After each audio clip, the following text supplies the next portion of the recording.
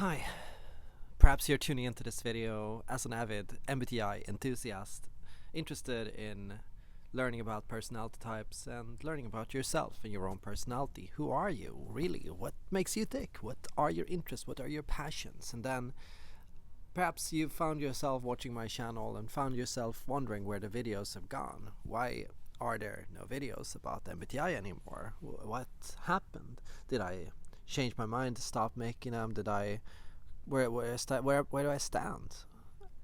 I can understand these questions because I don't really know exactly myself yet. These days I tend to work a lot on personal development theories, so I'm madly obsessed with thinkers like Abraham Maslow and Alfred Adler and self-determination theory and the works of Erikson. Really, I'm just trying to understand what it is that makes us tick. These days, I tend to see psychology in a lot more of a contextual light. I tend to say that people are a little bit like computer programs. So, computer program has the structure of if this, then that, which means that a lot of the time what we do are programmed responses to specific situations, which makes it hard to predict human behavior. The number one challenge for any personality model is its level of predictability. If a personality model is correct, then it should be able to predict human behavior, not just describe what has already happened, but it should be able to say, if you're an INFJ, you're going to invest in these stocks, you're going to go into this career or education, you're going to have these kinds of relationships, and you're going to choose and pursue these hobbies, and you're going to have this working style, and you're going to, work in this and this kind of a way, and your emotions are going to be working like this, and everything should be quite linear, right? But because people are contextual, people can have different responses in different situations. You can be an INFJ at work and an ESTP at home. These things happen. We are rarely so linear that we behave the exact same way and respond the exact same way to every single situation. You wouldn't talk to your boss the way you talk to your friend or your partner, right? And that's not to say that you are not authentic. You don't need to align every single aspect of yourself to always be the same. You don't need to be predictable or linear in your behavior. You just have to do what feels right in that situation, and that's a little bit how DNA works. We used to have the idea in DNA and evolutionary biology that if you just understand and read the DNA code, you could tell people that, with this DNA, this child is going to grow up to be this kind of a person, is going to have these kinds of grades, is going to be pursue and do well in these subjects, is going to, do well in these sports, and nowadays we know that, that's not really what we can do. It's not really possible because DNA works in alignment with the environment. So what we know is that your DNA will give you a set of instructions, but these instructions are like logical programs. If this, then that. That means that many DNA receptors need to be triggered, essentially. The DNA will tell the body to become a bone if it's located there, and to become a muscle if it's located there. DNA just responds to its environment, which means that you have potential within you that you might not be aware of yet because you haven't had the right environmental response yet. All of this leads to the assumption that people should think much more about their environment and what they need in order to blossom into their best version of themselves. If you take the same seed and plant it in two different locations, giving it different access to nourishment, sunlight, water, and other conditions, you're going to find that it grows differently. And perhaps in some environments it won't grow at all, right? That means that you have to ask yourself not how am I, who am I today, but really how did my environment and my DNA and who I am interact, and what did that lead to, and how can changing my environment fundamentally alter who I am, what I do. I love the idea of Abraham Maslow. You might recognize the pyramid that he made. To me, Maslow's theories can be summarized like so. Maslow believed in something like that he called the need for love and belonging.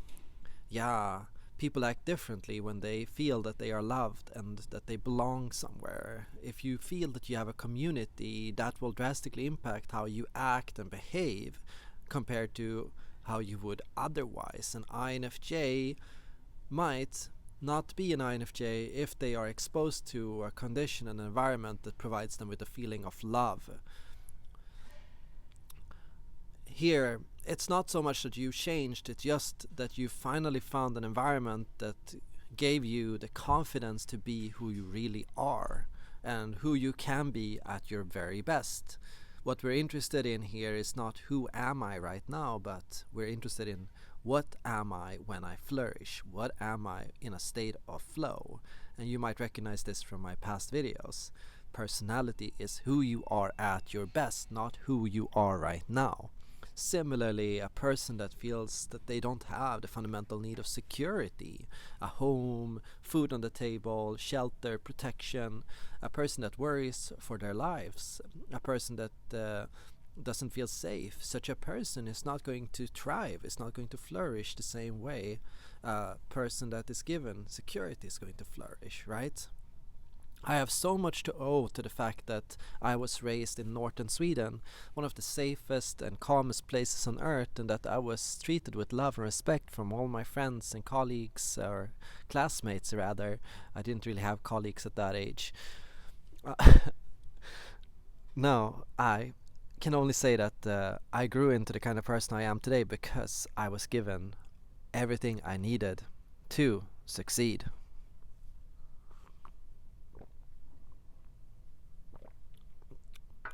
Maslow also talks about the need for esteem.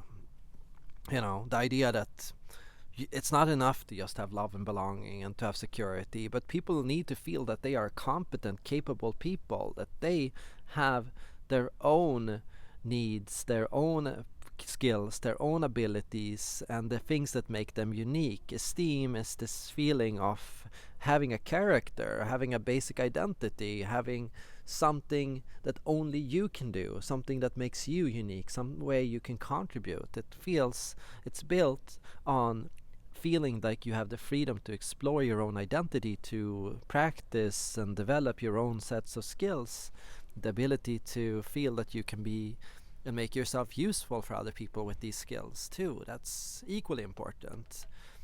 People that aren't allowed to struggle, not allowed to do things their own way, not allowed to come up with their own strategies to live, those kind of people will never develop the sense of esteem unless they are fiercely rebellious people that will somehow have the ability to endure, because that's what Frankl said, you know.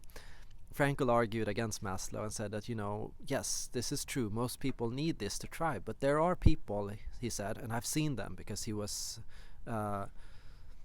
locked in a concentration camp, actually multiple camps throughout his life, and he saw people that showed the capacity to be truly authentic, confident, brave, even in the worst of scenarios. So yeah, you don't need this, but it helps. It definitely helps. Yeah, people can thrive in deserts and in cold and arid environments, but it certainly helps to have beautiful green fields, to have love, and to have protection.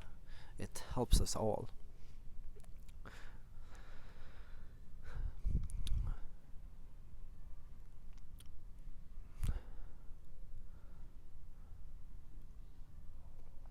Maslow also spent a lot of time talking about being values.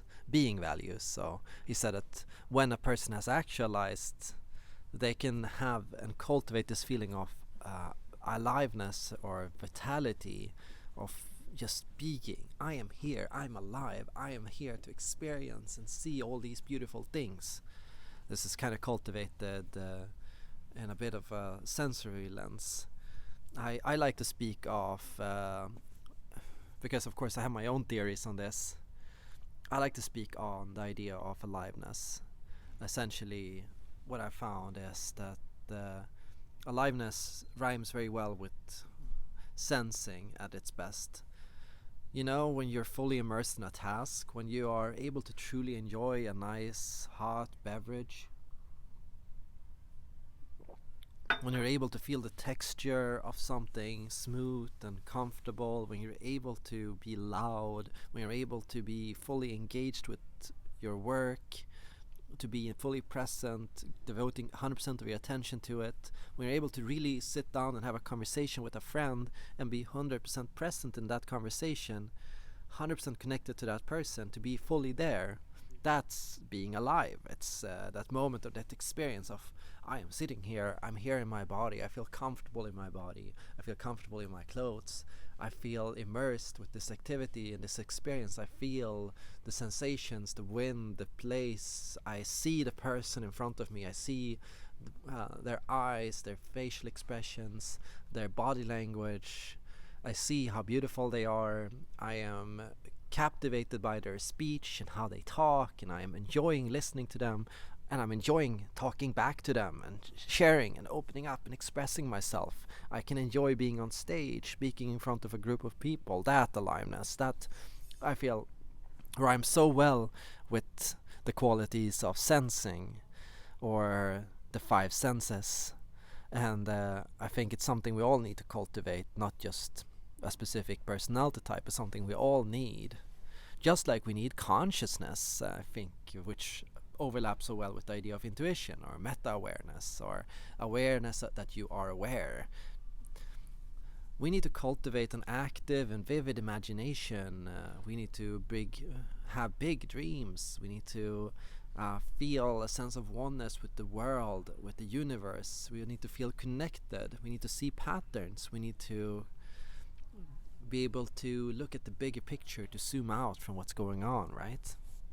That's what it means to be conscious. So I work hard on this. I always journal. Every single day I journal. And that's not an invitation for you to go and journal. I think you should only journal if you feel like that is truly the right thing for you to do. I think a lot of people start journaling and then they stop because they didn't really want to journal. They just saw somebody else that did it and thought, hey, maybe I should do that too. No, you should only do the things that you feel that you should do. So you should ask yourself, do I want to journal? If yes, journal. If not, don't journal, right? This is the problem with self-help communities. They say, do this and you'll be happy. Do that and you'll be productive. Practice this, and they focus on the appearance of the thing, the action, but they don't focus on the mental state of the person that is doing the thing. And that's where you gotta start, right? Ultimately, it comes down to, what do I want to do? And this is all about esteem. If you're doing things you don't really feel you should be doing, if you're doing things that don't really feel like you're going to rebel and you're going to sabotage your own success in these activities simply because you didn't ask yourself for permission to do this. You gotta ask yourself for permission to do a goal, to practice a habit, to have something before you do it, right? But most of all, you need to give yourself the environment that makes you so capable of success. Like, you need to look at your bedroom and how it looks, and you have to ask yourself, do I feel comfortable living here? Does my living room invite me to be creative, to play? Does my home invite me to be self-reflective and to write and journal? Does my life invite me to engage in sports and exercise? Does it allow me to feel alive? Do I feel safe where I am at? Do I feel comfortable? Do I feel like I have control? Do I feel like I can engage in play and have fun here? And if not, what do I need to do in order to make that happen? When you recognize that you're not just your body, not just your mind, I mean, most people don't even realize that they are also their body, right? But when you realize that you are not just that, but you're also your environment is a product of you, it's an extension of you, it's the tool that makes you, you. Well, that's when fundamentally large and significant changes start to happen.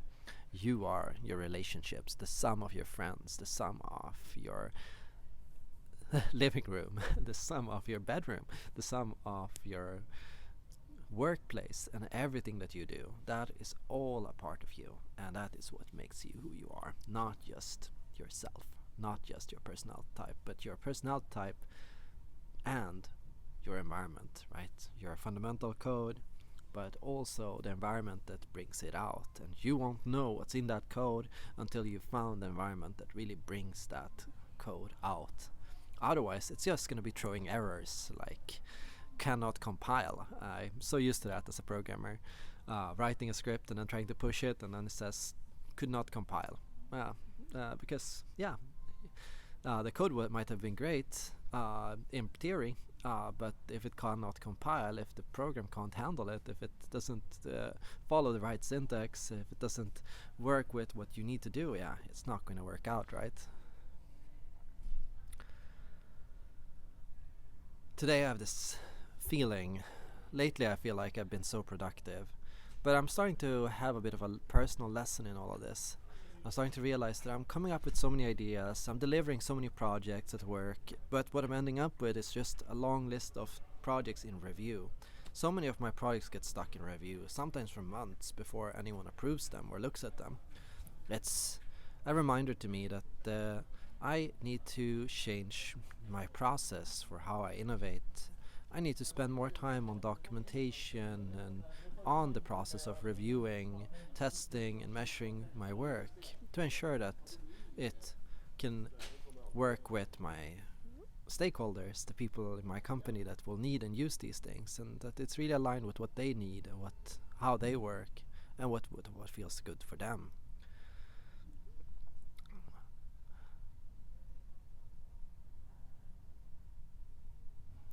Really, you constantly ask, when things don't go your way, it's how do I flow with this? How do I move with this? How do I align with this? And you will always get stuck because that's human. That's why we need other people to help us out when we get stuck.